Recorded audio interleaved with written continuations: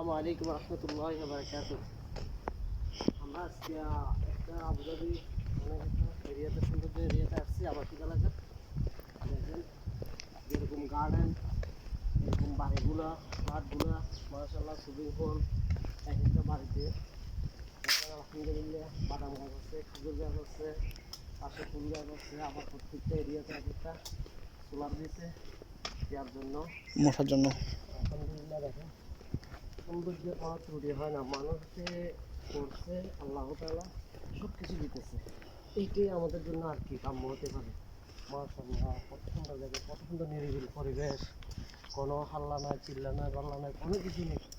এর থেকে নিরিবিলি পরিবেশ আর কি হতে পারে? আপনার মন চাইলে আপনিও আসতে পারেন, এখানে উপভোগ করতে পারেন। টাকা আছে আপনার জন্য, বিলাসিতা আছে, সব কিছু আছে। তার উপরে সব কিছু নির্ভর করবে আপনার। এক একটা ফ্ল্যাট আপনার সমস্যা নয়, মাসে 50,000 দ্রাম দিবেন, এরকম একটা বিল্লে পেয়ে যাবেন। দেখেন বিল্লেগুলো বেশি না, 50,000 দ্রাম মাসে। তার জন্য এগুলা যারা আমাদের বাংলাদেশে চুরি করতেছে, রাজনীতি করতেছে, তাদের জন্য বড় বড় তারা টাকাগুলো পাচার করতেছে। আজকে আমাদের জন্য না, আমরা রেমিটেন্স যোদ্ধারা আজকে আমরা টাকা পাঠাইতেছি দেশে, কিন্তু এই টাকাগুলো আবার পাচার হয়ে দেশে আসতেছে। এই বিলাসবহুল বিল্লাগুলো ওনারা উপভোগ করতেছে। কেন? কার টাকা? আমাদের টাকা। এইটাই দুনিয়া, এইটাই দুনিয়া। আলহামদুলিল্লাহ আপনারা বুঝতে পারছেন। ভবিষ্যতে যেন আমাদের বাংলাদেশ ভালোভাবে চলে, সুন্দরভাবে চলে, যেন আগামীতে যারা আসে রাষ্ট্র এইভাবে সুন্দরভাবে রাষ্ট্রগুলো চালাতে পারে। এই বলে আমার এতটুকু ভিডিওটা শেষ করছি। আসসালামু আলাইকুম রহমতুল্লাহি ওয়া বারাকাতুহু।